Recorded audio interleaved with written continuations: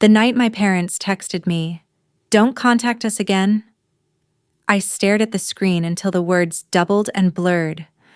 I remember that part clearly because I had spent my whole life chasing their approval. And somehow 6 cold words managed to do what years of disappointment never fully had. They split something open inside me.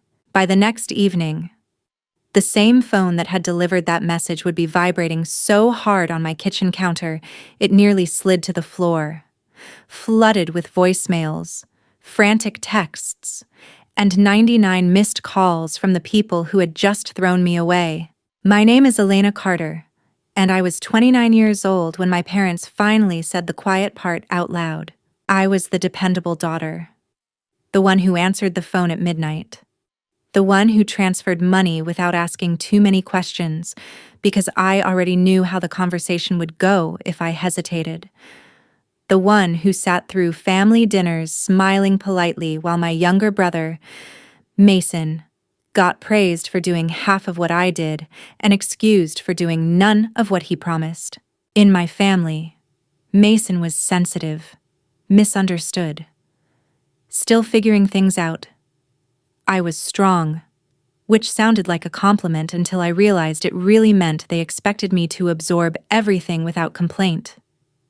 His mistakes were temporary. Mine were betrayals. His needs were urgent. Mine were inconvenient. And because I had spent so many years trying to earn the kind of love he got for free, I became useful, painfully, reliably useful. That was the role they had written for me long before I understood I was allowed to refuse it. By the time this happened, I had built a stable life for myself.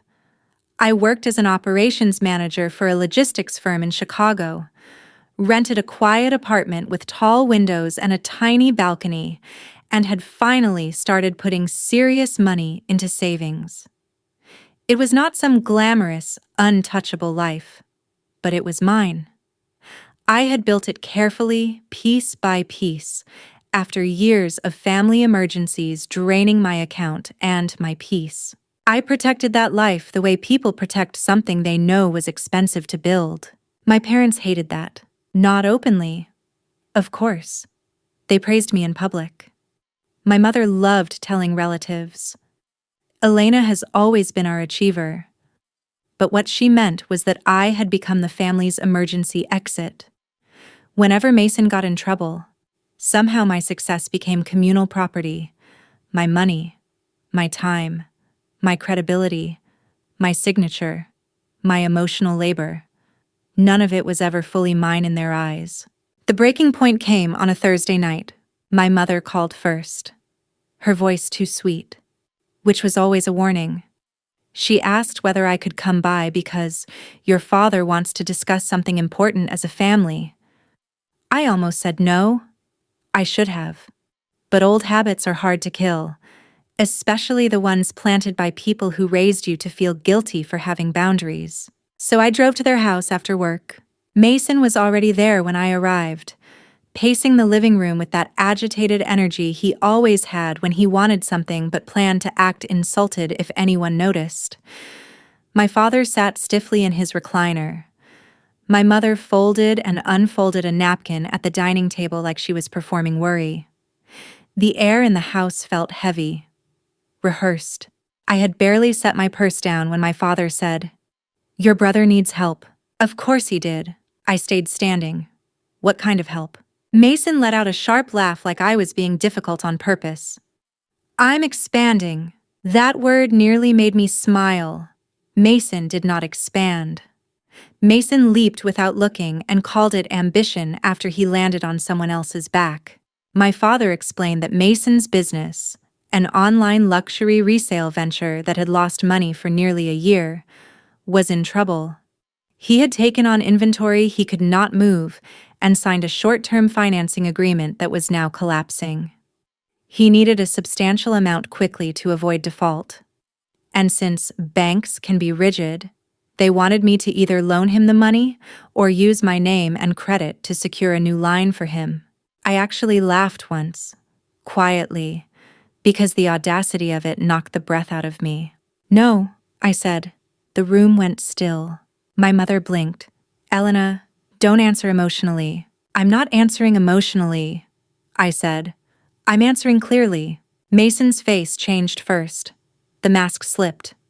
"You have the money." "I have savings," I said. "That is not the same thing." "You always do this," he snapped. "You act like you're above this family." That almost would have hurt if I had not heard versions of it my entire life. Above this family, selfish, cold, ungrateful. It was amazing how quickly love turned into accusation the second I stopped offering resources. My father leaned forward. "After everything we've done for you." I looked at him so hard he stopped. Because that was the lie, wasn't it? The one parents like mine use when they need obedience from adult children, as if food and shelter during childhood were favors to be repaid forever, as if I had not already spent years repaying them anyway, with tuition transfers for Mason, emergency rent, car repairs, legal fees after one of his misunderstandings, and countless smaller rescues no one ever mentioned once the crisis passed. "I'm done funding his consequences," I said. My voice shook, but I kept going. "And I'm definitely not tying my name to his debt."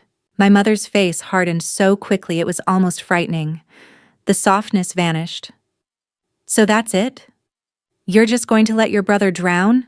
"No," I said. "He did that himself. I'm just refusing to jump in after him again." Mason swore at me. My father told me to leave if that was my attitude. My mother followed me to the door, furious now, hissing under her breath that I had changed, that money had made me arrogant, that one day I would regret treating family like strangers. I drove home shaking so hard I had to sit in my car for 5 minutes before going upstairs. At 11:42 p.m. my phone lit up. It was a text from my mother. A group message. My father included. "Don't contact us again." No explanation, no emotion, just a sentence meant to wound cleanly. I read it once, then again, then a third time, as if somehow the words might rearrange themselves into something less cruel. "They didn't." I did not reply. I set my phone face down on the counter, stood alone in my silent kitchen, and felt something inside me crack. Not because they had cut me off, but because some part of me still hadn't believed they would do it unless I stopped being useful. And that was the night I finally understood the truth. They were not punishing me for refusing to help. They were punishing me for refusing to be used. I did not sleep much that night. I lay in bed staring at the ceiling while the blue glow of my phone flashed every so often from the nightstand.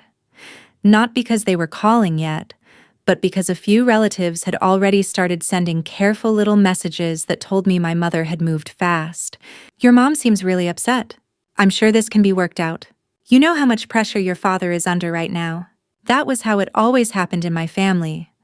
No one came to me asking what had actually happened. They came carrying my parents' version of the story, polished just enough to make them sound wounded and me sound cruel. It was never. "Elena has spent years carrying more than her share." It was always, "Elena has become distant. Elena is being harsh. Elena has forgotten where she came from." I turned the phone over so I would not have to watch the screen light up again. The truth was, this fight had not started that Thursday night. It had started years earlier, in 100 smaller moments that taught my family exactly what they could get away with if they pushed hard enough. Mason was 31, 2 years younger than me, and still somehow treated like a gifted teenage boy whose future was always just around the corner. He had charm. I would give him that. He knew how to smile at the right moment, how to lower his voice and sound wounded when he needed sympathy, how to turn irresponsibility into a story about pressure and bad luck. Relatives loved him because they only saw him in carefully measured doses. They saw confidence. They saw charisma. They saw a young man trying his best. I saw overdue notices. I saw unpaid obligations. I saw excuses laid like bricks in a road that always led straight back to me. The first time I covered for him, I was 23 and fresh out of graduate school, still learning how to stretch a paycheck and pretend I was not scared all the time. Mason had maxed out 2 credit cards and was about to lose his car. My mother called me crying, saying he needed help just this once, because he was embarrassed, and your brother is too proud to ask. I transferred $3,000 that I had been saving for a deposit on a better apartment. No one paid me back. The second time, he had gotten involved in some can't-miss partnership with a friend who vanished with half the inventory and a chunk of borrowed cash. My father said the timing was awful because they had home repairs and asked if I could cover Mason's rent for 2 months so he could stabilize. I remember sitting at my tiny kitchen table with a calculator, moving numbers around like I was trying to make water hold a shape. I did it anyway. No one paid me back. Then came the legal fees after a contract dispute Mason insisted was not his fault. Then the tax issue my father described as a paperwork misunderstanding. Then the emergency payroll shortage when Mason hired too fast and sold too little. Every crisis had the same shape. First came panic. Then came pressure.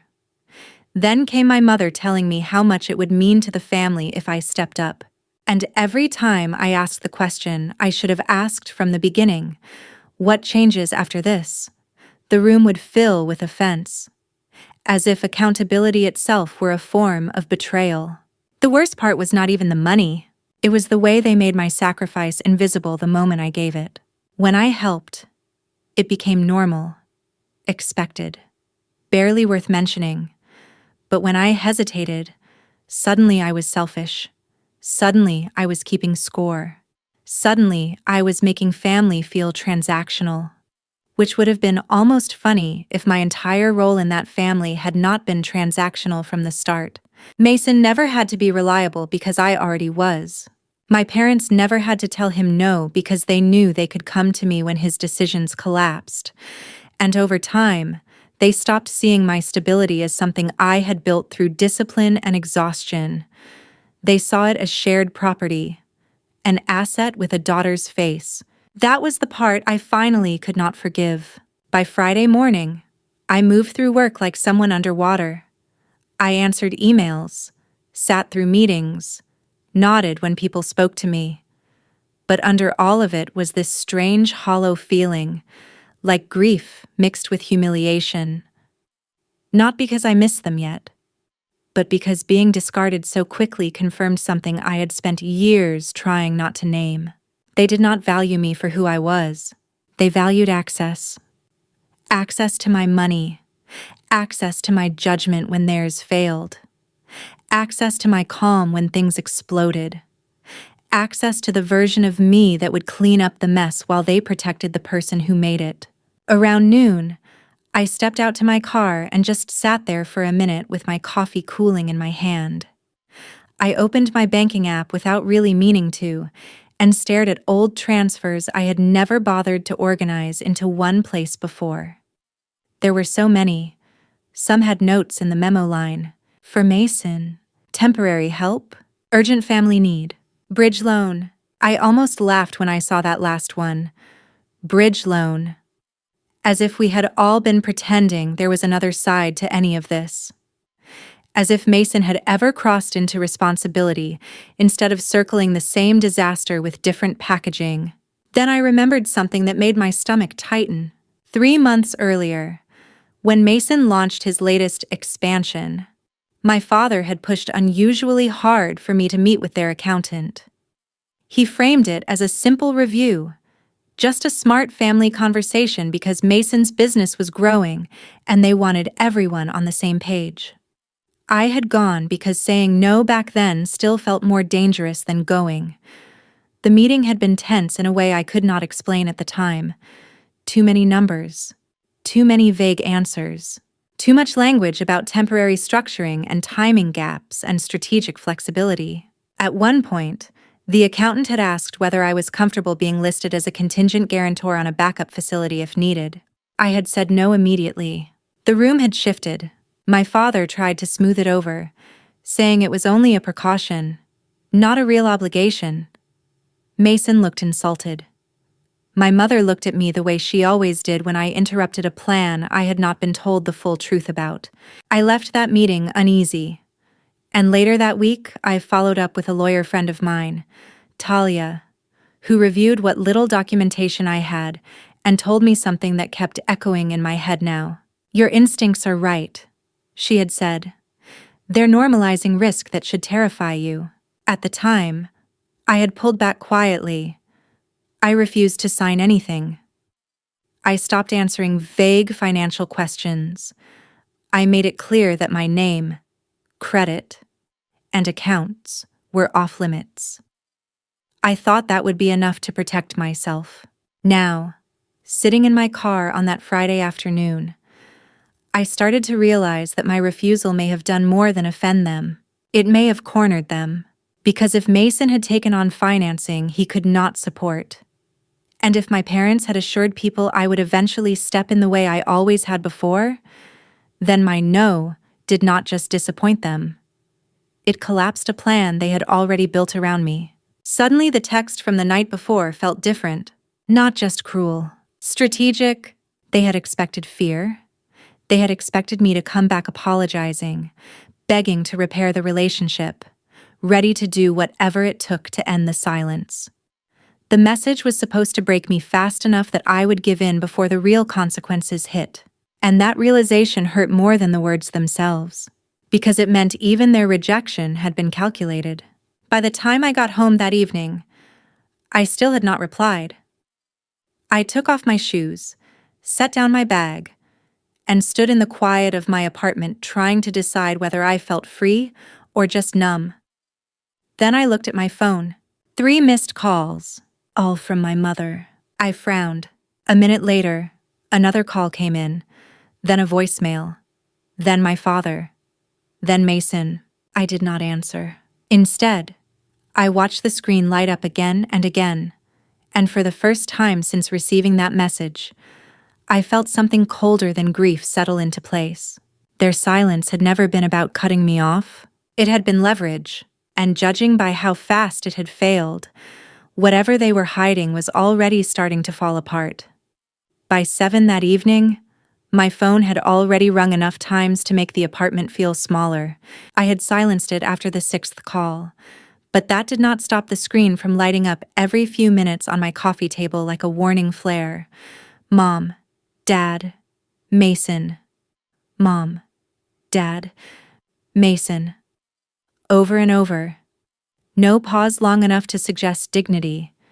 No silence long enough to suggest they were willing to wait. Just relentless, frantic contact from the same people who had told me less than 24 hours earlier not to contact them again.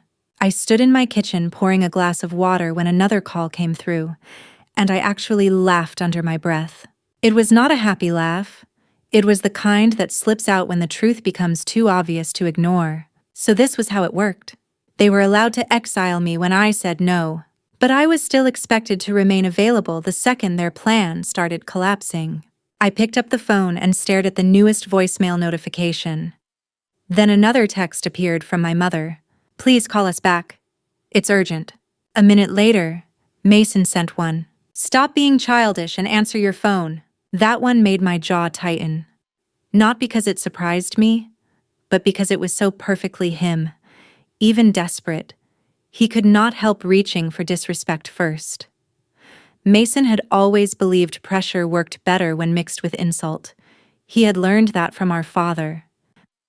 I carried the water to the living room, sat on the couch, and forced myself not to call back out of reflex.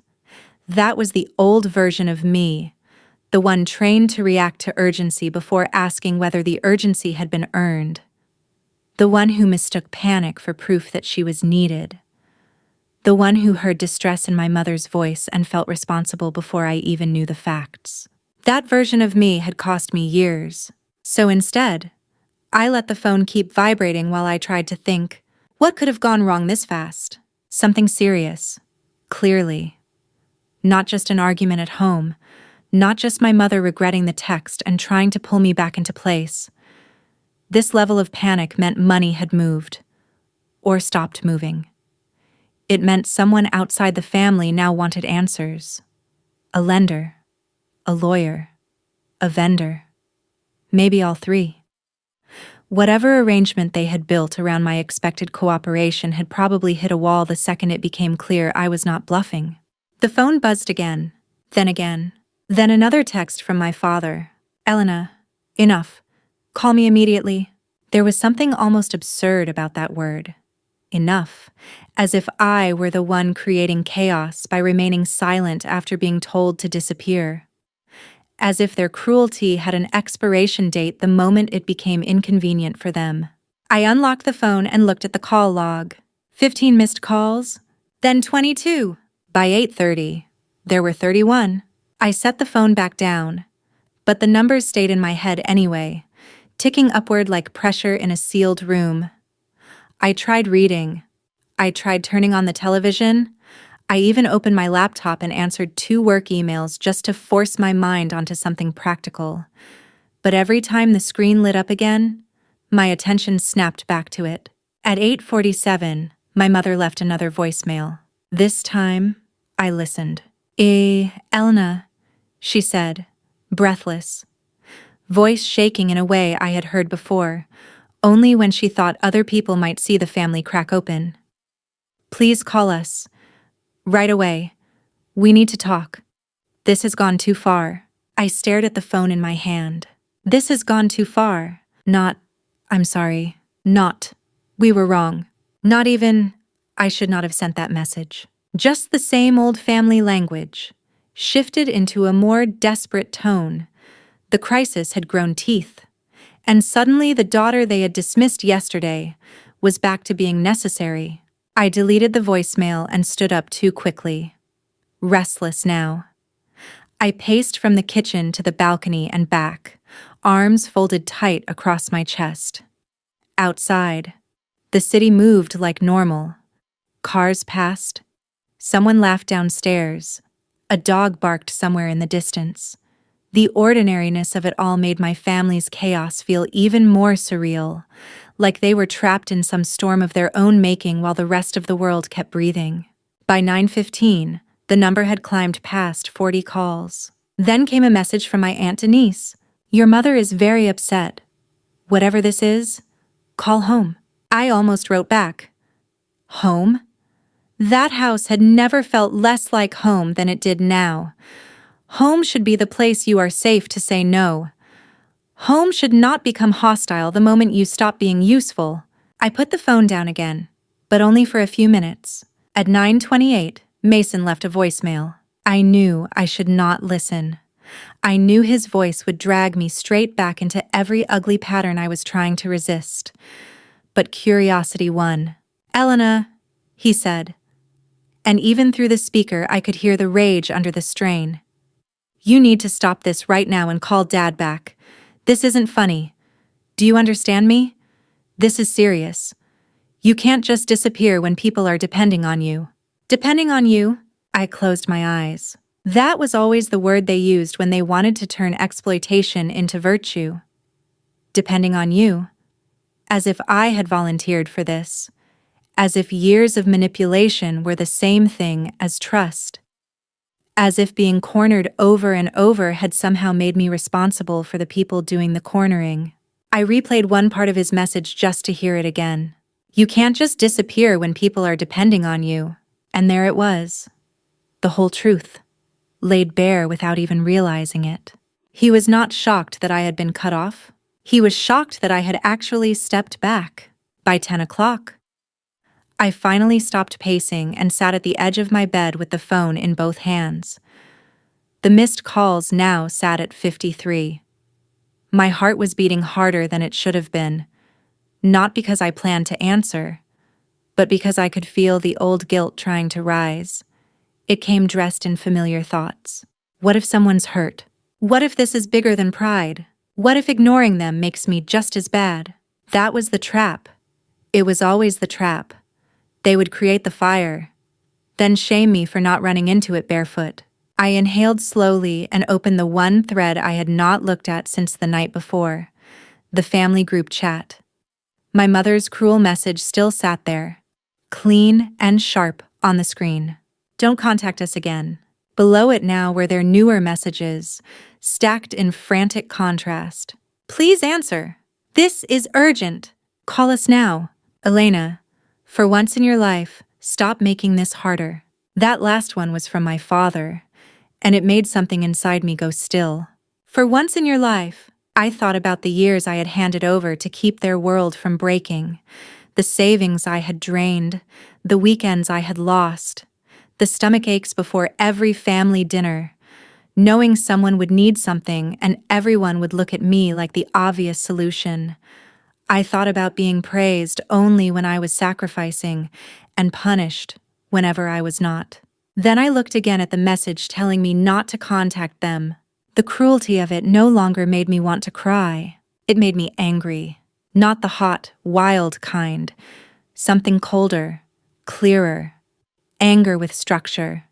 The kind that shows up when grief finally gets tired of begging to be misunderstood. At 10:36, another voicemail came in, this time from my father. I listened to it standing perfectly still in the darkened bedroom. Elena, he said. And for the first time in my life, my father did not sound angry or commanding. He sounded scared. You need to call me back tonight. Tonight. There are people here asking questions. And your brother says you've been refusing to cooperate. And if this gets worse? He stopped, exhaled shakily, then started again. Just call me. We can fix this. But I need you to call now. There are people here asking questions. My stomach tightened. That one sentence told me more than everything else combined. This was no longer just family panic. This had crossed the front door. Lenders did not come over to chat. Lawyers did not appear at night for social reasons. And if outsiders were suddenly asking questions, then whatever Mason had promised, delayed, or hidden, had reached the point where excuses were no longer buying time. I sat down slowly on the bed, replaying the voicemail once more. We can fix this. Not Mason can fix this. Not the family can fix this. We, which in my family had always meant one thing when the walls started closing in. Me. By midnight, the count had passed 60 calls. I put my phone on the dresser and went to wash my face, hoping cold water might settle the pounding in my chest. But when I came back, the screen was glowing again. My mother, then my father, then Mason, then my mother again. I did not answer a single one. I climbed into bed, turned off the light, and lay there listening to the occasional buzz from across the room. Each vibration felt less like an interruption and more like evidence. Proof that their power had cracked the second I stopped reacting on command. And sometime after 1 a.m, staring into the dark while my phone flashed yet again, I finally understood what had changed. They were not calling because they missed me. They were calling because consequences had arrived faster than they expected. And for the first time in their lives, I was not rushing in to protect them from the damage. When I woke up the next morning, my phone was still lighting up, and the missed call count had climbed into the 70s.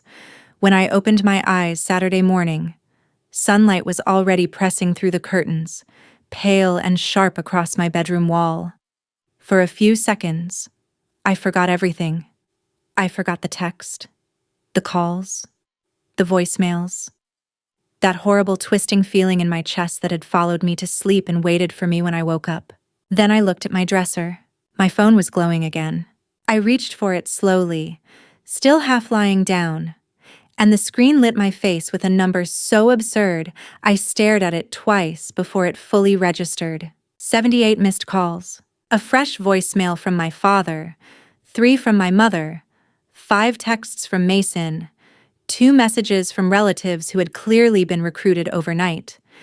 And beneath all of it, still sitting there like the match that started the fire, was my mother's message from Thursday night. Don't contact us again.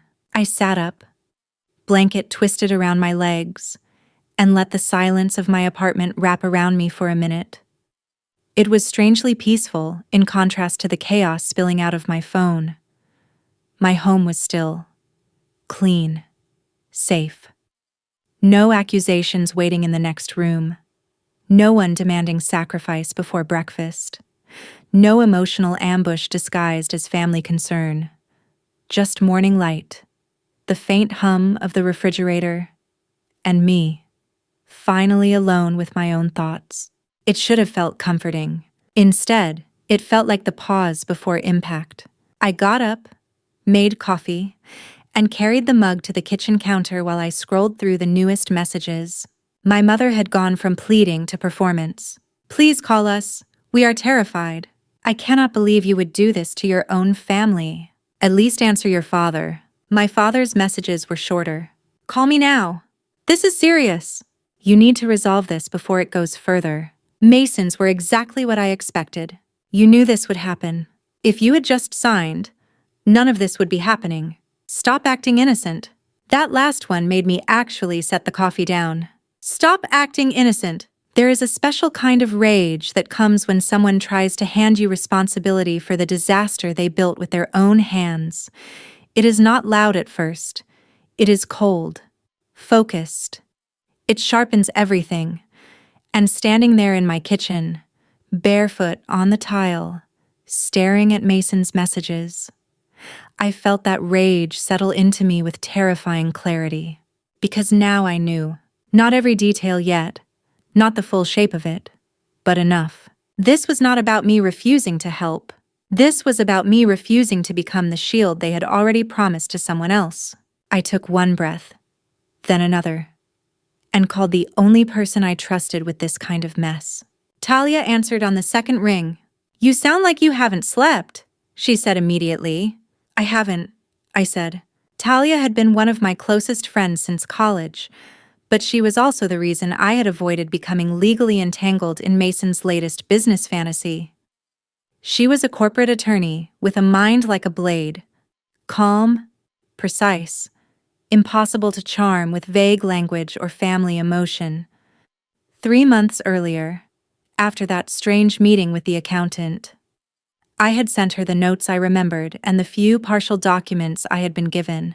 She had told me not to sign anything, not to verbally agree to anything, and not to let anyone pressure me into temporary participation in a structure I did not fully understand. Now, as I stood in my kitchen with my family's panic buzzing in my hand, I gave her the short version. The text, the calls, the voicemails, the line from my father about people showing up and asking questions. When I finished, Talia was quiet for one beat too long. Then she said, "Elena, I need you to listen carefully. Whatever they built, it sounds like it was built on the assumption that you would eventually backstop it." I closed my eyes. "I know." "No," she said, sharper now. "I mean formally or informally. Maybe they named you in conversations. Maybe they implied your support was coming. Maybe they told creditors the family had additional resources and stable personal backing. If your brother took short-term financing based on expected guarantees, or your parents vouched for fallback coverage that never materialized, then the second you refused, the whole structure could have collapsed." I leaned one hand on the counter. "Could they have signed for me?" "I doubt they could get away with that cleanly," she said. "But they may not have needed to. Sometimes people don't forge signatures. Sometimes they overpromise access." That sentence hit me harder than I expected. Overpromise access. Yes, that was exactly what they had done. All my life. With my time, my money, my patience, my forgiveness. They had talked about me as though I were an extension of family assets instead of a person with boundaries. Of course they had done the same thing here. Of course they had looked at my caution, my savings, my stable credit, my clean reputation, and mentally spent it before I ever agreed. "What do I do?" I asked quietly. "First, you do not answer emotionally," she said. "Second, you do not admit responsibility for anything. Third, you gather every message, voicemail, date, and document you have. And fourth, if anyone outside the family contacts you directly, you send them to counsel."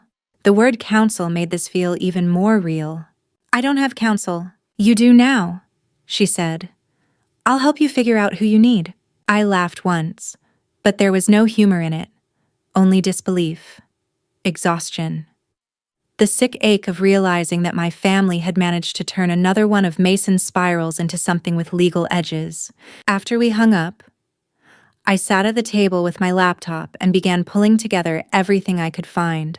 Old bank transfers, emails, screenshots of texts, notes from that accountant meeting, the group message telling me not to contact them, the new flood of messages demanding that I save them anyway.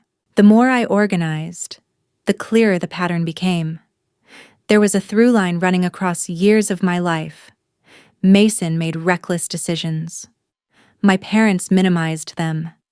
Then everyone turned toward me when consequences started knocking. The only difference now was scale.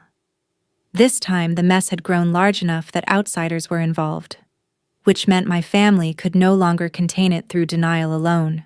Around 11, my phone rang again. My mother. I ignored it. Then my father. Ignored. Then an unknown number. That made my pulse jump. I let it ring once, twice, almost to voicemail before answering in the calmest voice I could manage. "Hello?" A man introduced himself as being from a private lending group whose name I recognized vaguely from one of the documents Mason had once mentioned and then tried to brush past when I asked questions.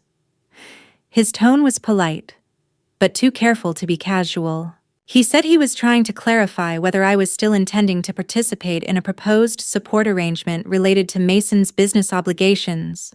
I felt every muscle in my body tighten.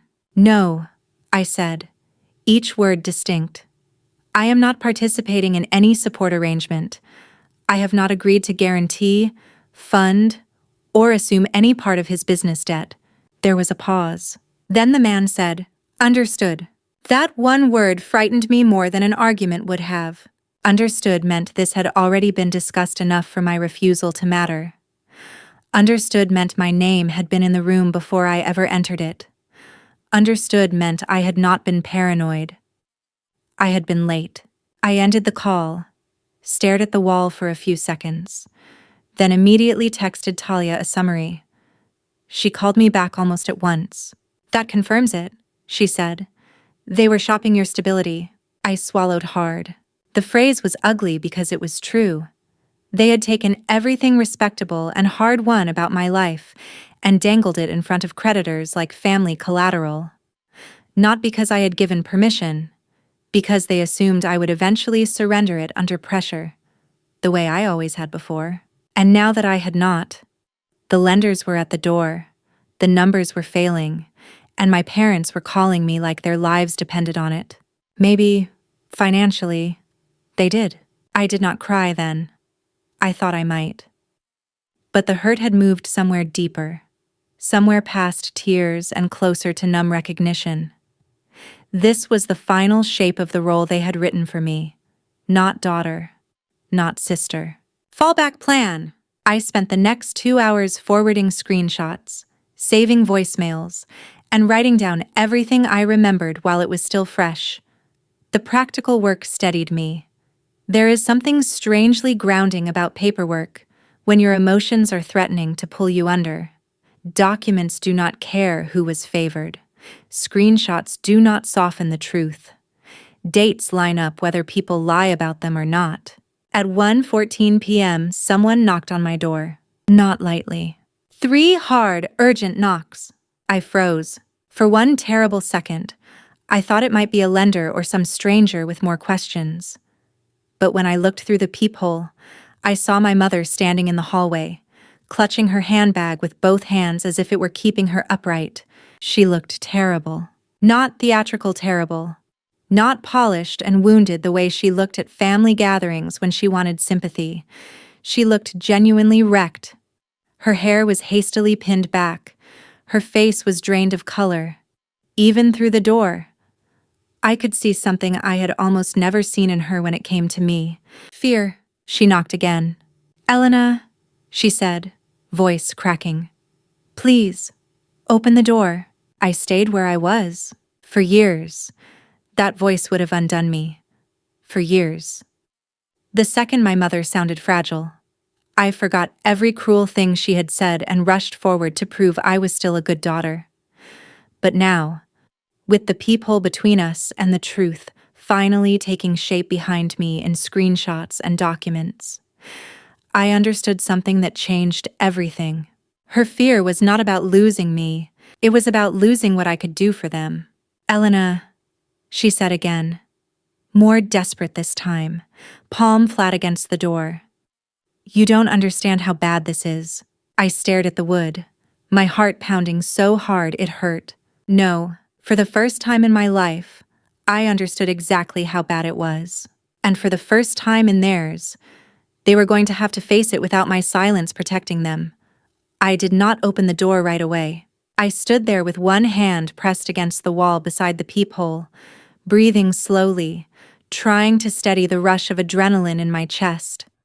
My mother was still outside, and every few seconds I could hear the soft scrape of her shoes shifting against the hallway floor. She knocked once more, weaker this time, and said my name again in that trembling voice that would have broken me a year earlier. But a year earlier, I had still believed tears meant truth. Now I knew better. I unlocked the deadbolt and opened the door only as far as the chain would allow. My mother looked up so quickly it was almost violent. Her eyes were red, mascara smudged under one eye.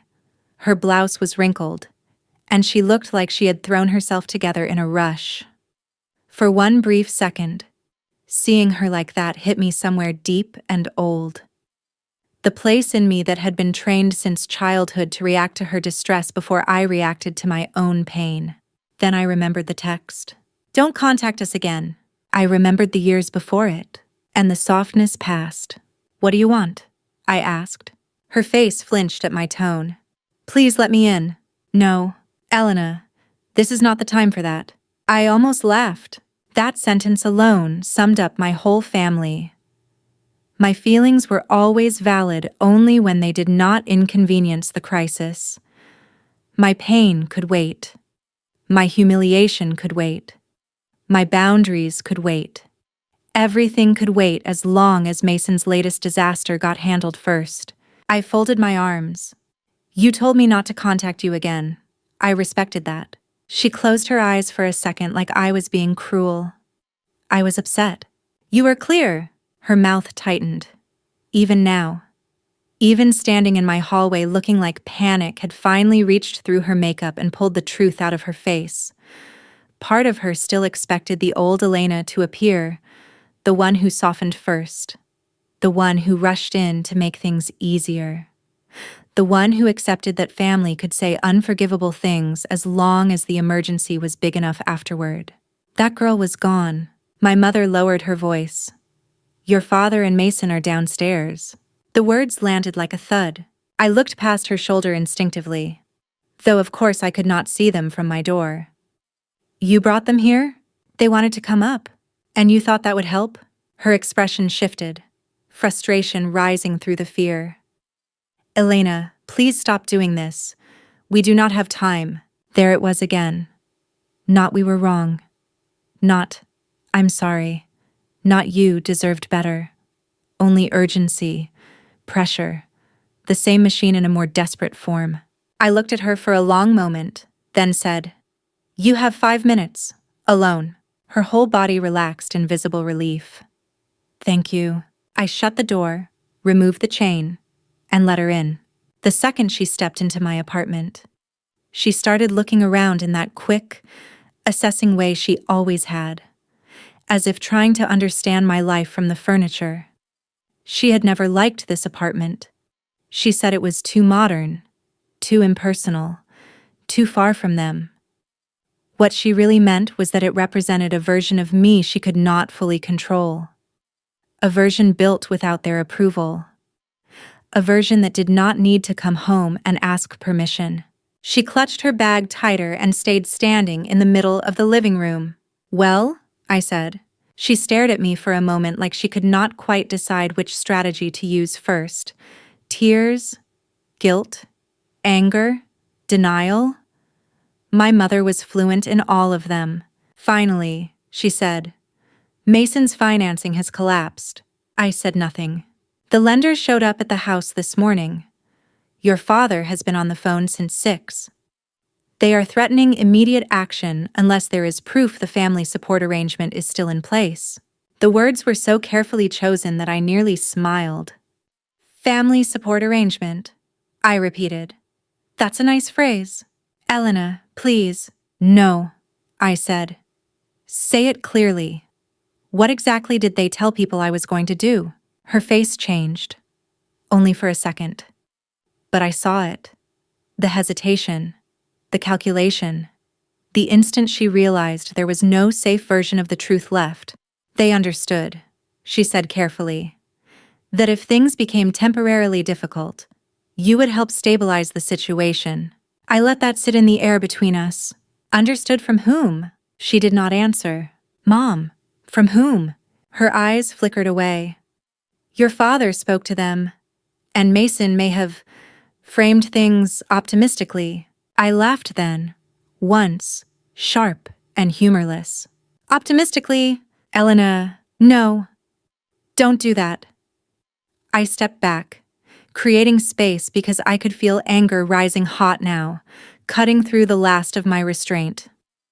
Do not stand in my apartment and sanitize this. They promised my money, my credit, my support, and my cooperation before I agreed to any of it. That's what happened, isn't it? She looked stricken, which would have moved me if I had not spent years watching that same expression appear only when consequences became unavoidable. They thought, she said weakly, that once you understood how serious it was, you would not let your brother lose everything. There it was, not a misunderstanding, not confusion, entitlement.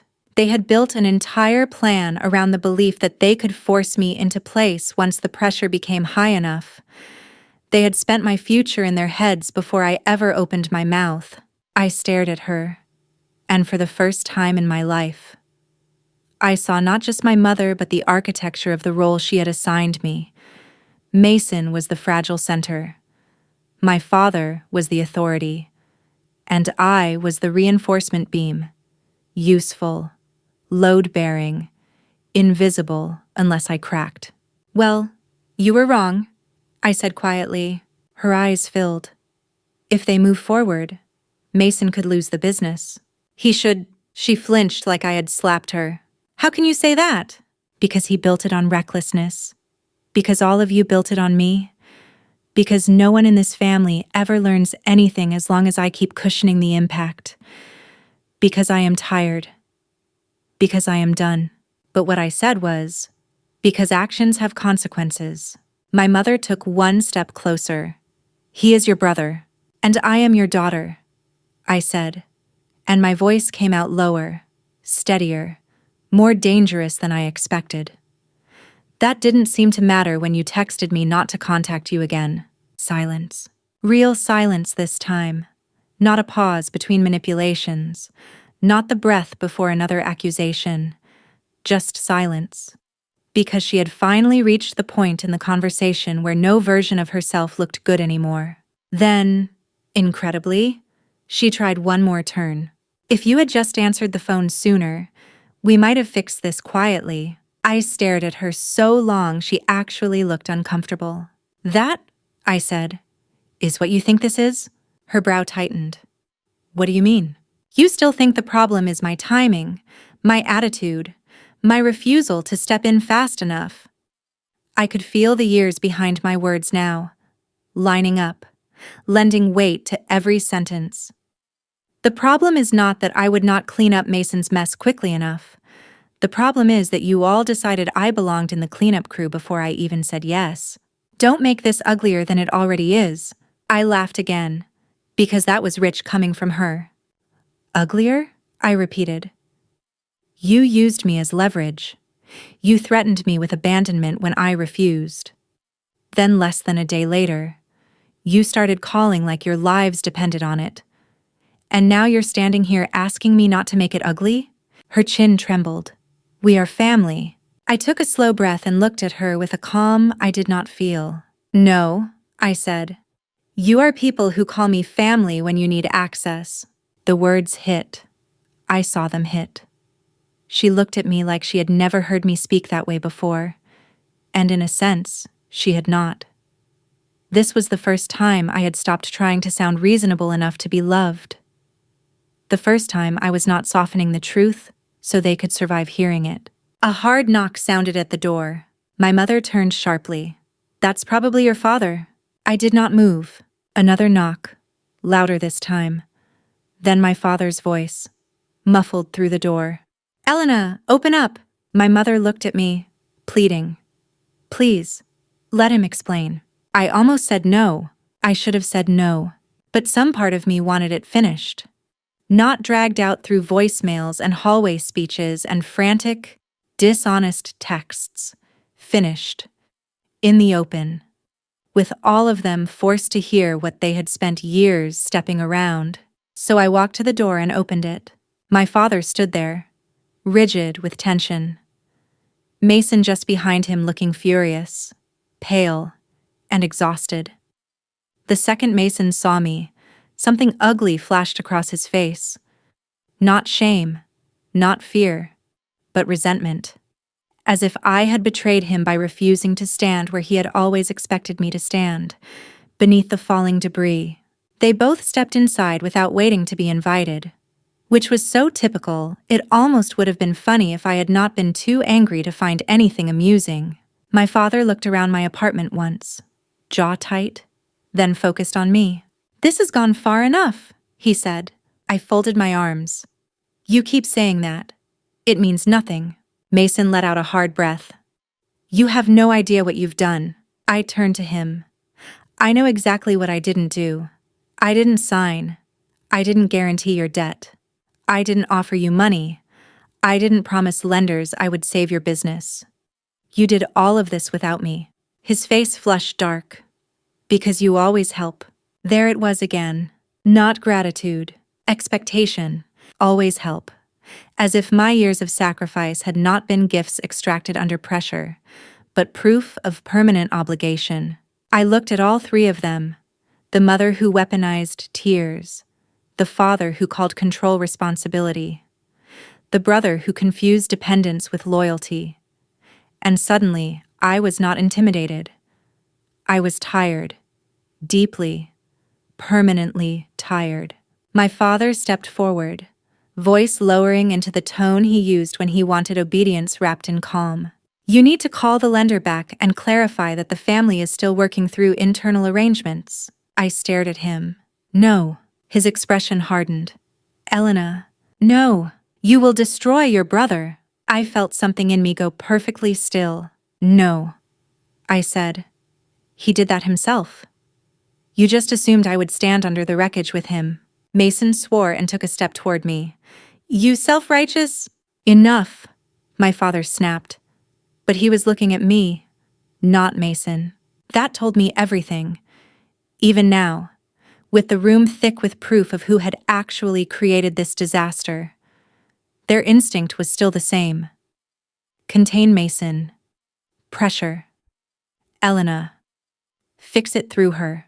I walked to my desk, picked up the folder I had printed that morning, and set it on the coffee table between us. Bank transfers, screenshots, notes, voicemail timestamps, the group text.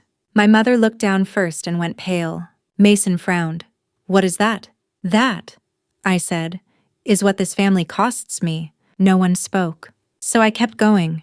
"I have covered your rent, your payroll shortage, your taxes, your legal fees, your emergency inventory mistake, and every single time, I was told it was temporary.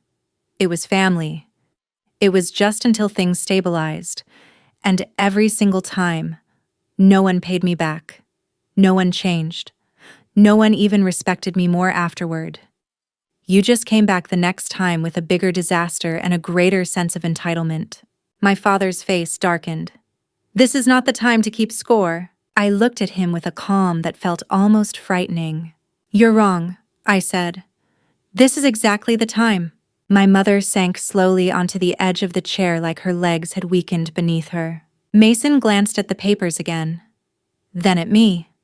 And for the first time, some real fear seemed to move through his expression. Maybe because he was finally seeing the pattern in one place. Maybe because he understood that records do not respond to guilt. Maybe because he had never imagined I would gather proof instead of giving in. My father tried one last angle. "What do you want?" he asked, clipped and cold. That question almost broke my heart, because it told me he still did not understand. This was not negotiation. This was reckoning. I looked him straight in the eye. "I want you to hear me clearly," I said. "You told me not to contact you again. I respected your decision. You only changed your mind when losing access to me became expensive." No one moved. No one argued. The room went so quiet I could hear the hum of my refrigerator from the kitchen. And in that silence, for the first time in my life, my family had nothing left to say that could make me smaller. No one left immediately after that. That was the strange part. For years, my family had trained me to believe every confrontation would end the same way, with me crying, apologizing, softening, or offering some smaller compromise just to make the room breathable again. They were so used to my pain bending toward peace that even now, after everything I had said, they still stood there for a few long seconds like the scene had not finished correctly, like I had missed my cue to fold. But I did not fold. My father was the first to move. He picked up the top page from the folder and scanned it, his jaw tightening as his eyes moved down the list of transfers and dates. My mother sat frozen in the chair, one hand pressed against her mouth. Mason stayed standing, rigid and restless, as if anger could still rescue him from facts. "This proves nothing," he said finally. I looked at him. "That's the problem, Mason. It proves everything." His laugh came out brittle. "You sent money? So what? Families help each other." I felt that old familiar ache at the center of my chest, the one that came from hearing exploitation dressed up as virtue. But this time, the ache did not weaken me. It sharpened me. "Families help each other," I said. "What we did was different. I helped. You took. Over and over. And every time I asked where the line was, all of you acted like I was cruel for wanting one." My father set the papers down too carefully. That meant he was furious. "This is not helping." That sentence almost made me smile. Of course that was how he would frame it. Not "this is not true." Not "we did not rely on you unfairly." Just "this is not helping." In my family, truth became inappropriate the moment it interfered with damage control. I walked to the door and opened it. "You need to leave." My mother looked up at me like she had not expected those words to arrive so plainly. "Elena." "No," I said, and my voice stayed steady. "You do not get to storm into my home, put my name into your financial disaster, threaten me with abandonment, then stand here acting shocked because I finally said enough. Leave." Mason swore under his breath. My father looked at me with the kind of cold anger that used to terrify me as a child. But I was not a child anymore, and the power of that look had died the moment I stopped needing his approval more than I needed my own peace. He placed the page back on the table. "You are making a mistake." I held the door open wider. "Maybe, but at least this one will be mine." That hit harder than I expected. I saw it in his face. Because that had always been the deepest offense in my family. Not that I resisted, but that I dared to act like my life belonged to me. My mother rose slowly from the chair. She looked smaller than she had when she arrived, but I knew better now than to confuse desperation with remorse. She paused near the door and turned toward me with tears filling her eyes again. "We are still your family." The old version of me would have shattered hearing that. She would have heard it as a plea, a lifeline, a reason to reconsider. But standing there in my apartment, with the folder of evidence still on the coffee table and the echo of that text still burned into my mind. I heard it for what it really was, a final attempt to unlock me with guilt. So I said the only truthful thing left. Then you should have treated me like it. My mother's face crumpled. My father guided her into the hallway, stiff with contained rage, and Mason gave me one last look full of blame, so childish and bitter, it almost made me pity him. Almost. Then they were gone. I closed the door and locked it. For a few seconds, I just stood there with my hand still resting on the deadbolt, staring at the wood. The apartment was quiet again, but not peaceful. Not yet. My heart was pounding too hard. My hands were shaking now that no one could see them. I walked back to the couch and sat down slowly, staring at the folder on the table like it had appeared there by itself. Then I cried, not the soft, graceful kind of crying people write about when they want pain to look beautiful.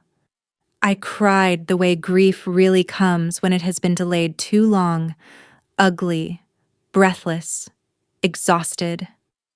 I cried for the money, for the years, for the endless pressure disguised as love, for every version of me that had stood in rooms like that one, smaller and more frightened, thinking if I just explained myself more gently, maybe they would finally understand.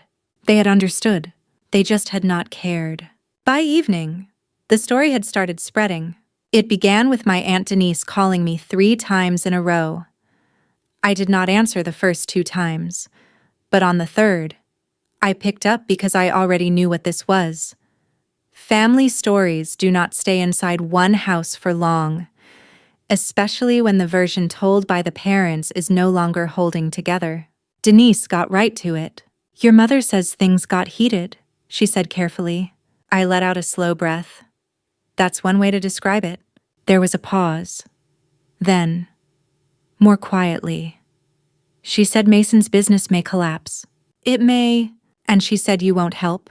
I leaned back against the couch, tired all the way into my bones. That's not the whole story. No, Denise said after a beat. I'm starting to think it isn't. That surprised me enough that I sat up straighter. Somewhere, somehow, the cracks were already becoming visible. By Sunday morning, 2 cousins had texted me separately to ask if I was okay. Not accuse, not pressure. Ask. My Uncle Rob, who usually avoided conflict so completely he practically dissolved around it, sent one short message that I read 3 times before believing it. I had no idea you'd been carrying this much. I stared at those words for a long time, because that was the second thing families like mine rely on. Secrecy through shame. As long as the responsible child stays quiet, everyone assumes the family system is basically fair. They see the outcomes, not the cost. They see the favored child being rescued, not the daughter quietly paying for the rescue. They see tension, not the machinery underneath it.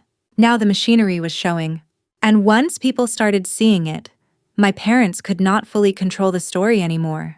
That afternoon, Talia called with an update after reviewing the details I had sent. There's more exposure here than they admitted, she said. It looks like multiple parties were led to believe support was available through family channels. Maybe not formally guaranteed, but definitely implied. They were buying time with your name.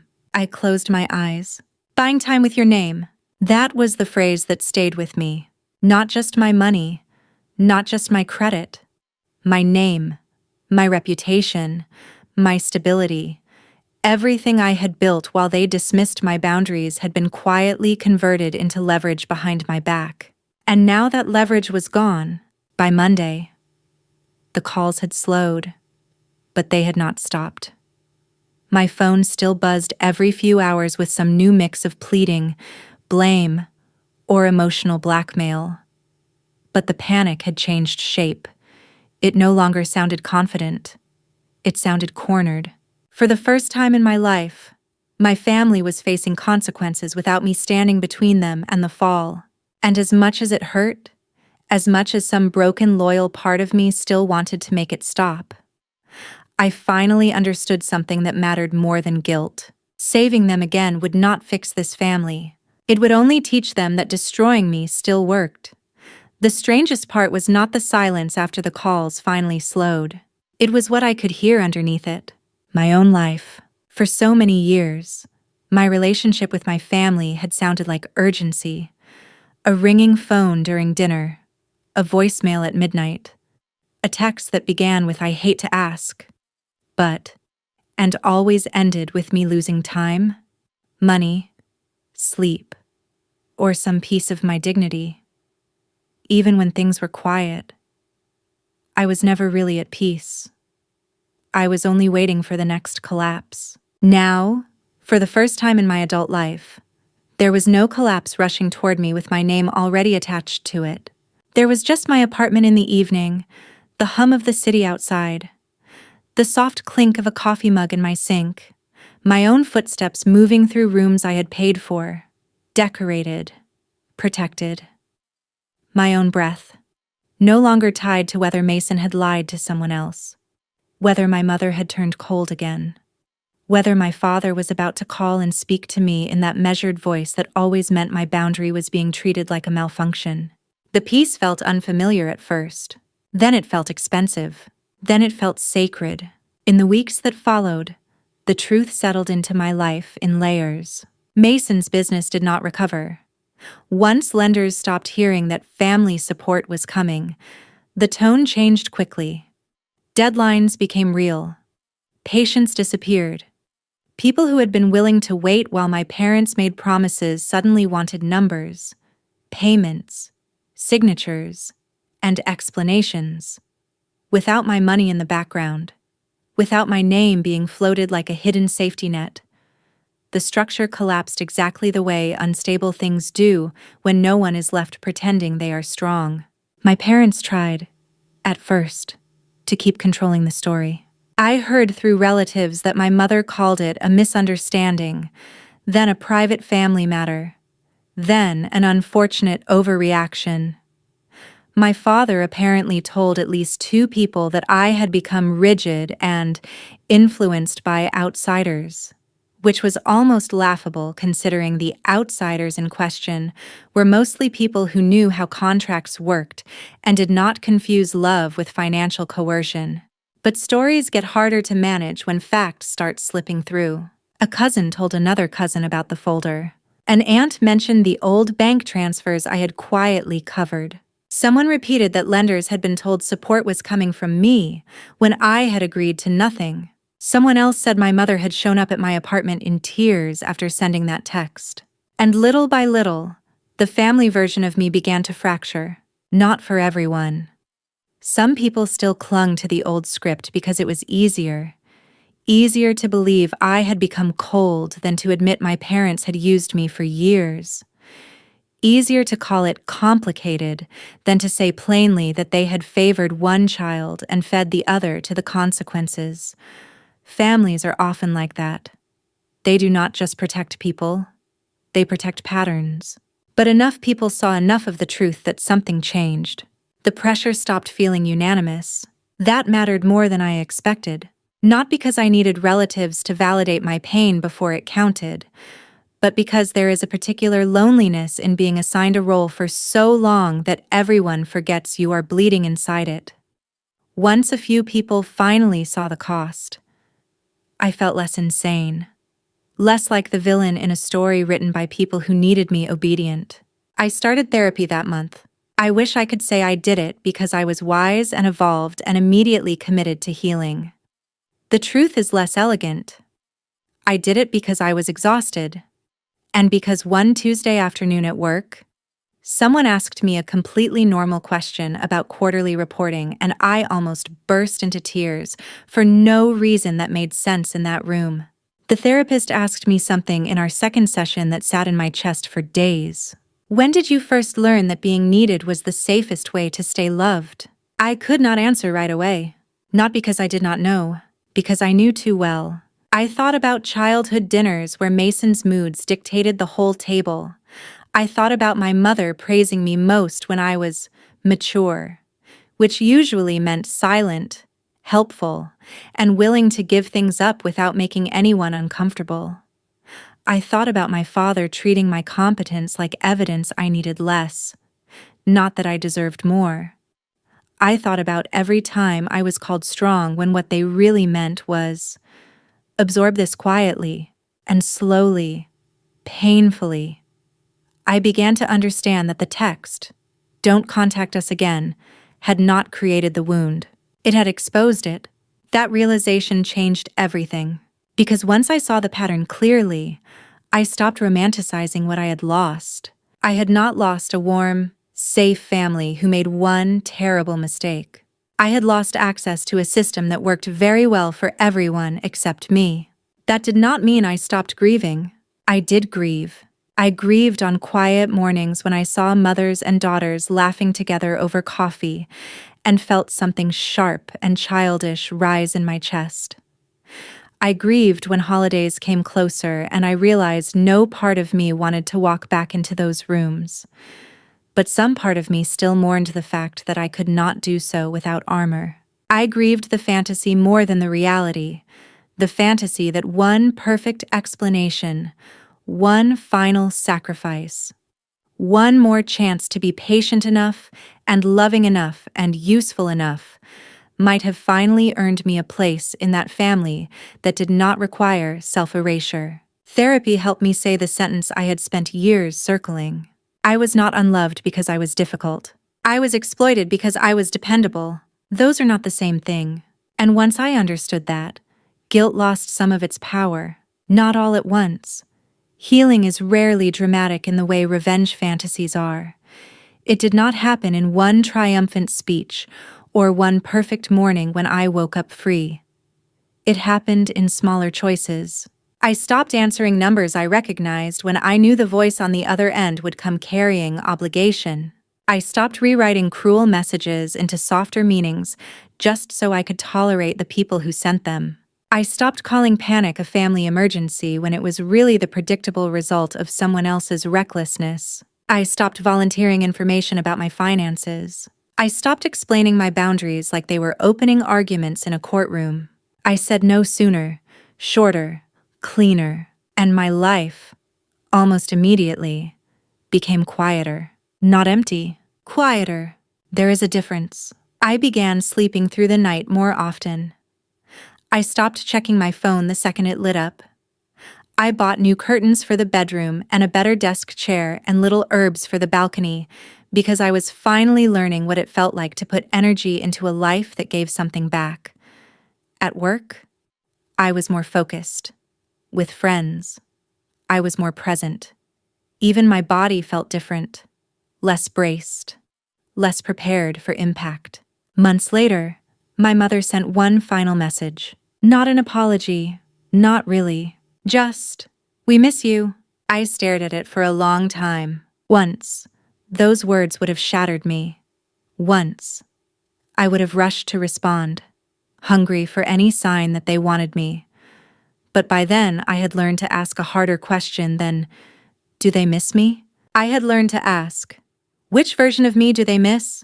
The daughter, or the backup plan?" I never answered, not because I wanted revenge, not because I was trying to punish them, because silence was finally telling the truth where words had always been twisted. A few weeks after that, I found myself scrolling back through old messages on a rainy Sunday afternoon, cleaning out things I no longer needed.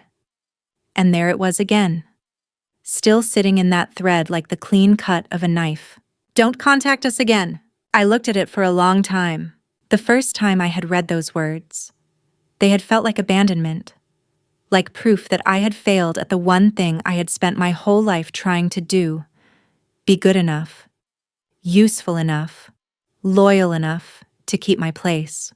Now they looked different. Now they looked like the moment everything broke open. The moment they thought they were punishing me. The moment they thought silence would drag me back.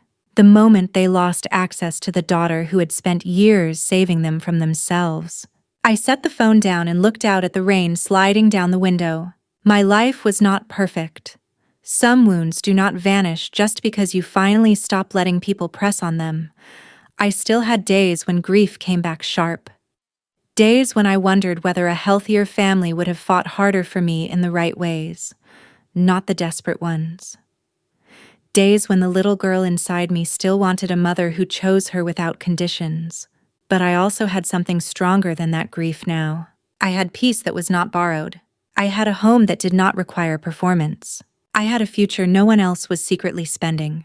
And for the first time in my life, I understood something that should have never taken me this long to learn. Blood may explain where you came from. It does not decide who gets to keep reaching into your life after they have proven they only value your hands when they need them. My parents sent that text believing they were taking something from me. But it was not my place in the family. It was my illusion. And once that was gone, they had nothing left to hold over me. That was why they called. That was why they begged. That was why 99 missed calls could not undo 6 cruel words. Because by the time they realized what they had lost, I had finally begun to understand what I was worth, and I was never going back.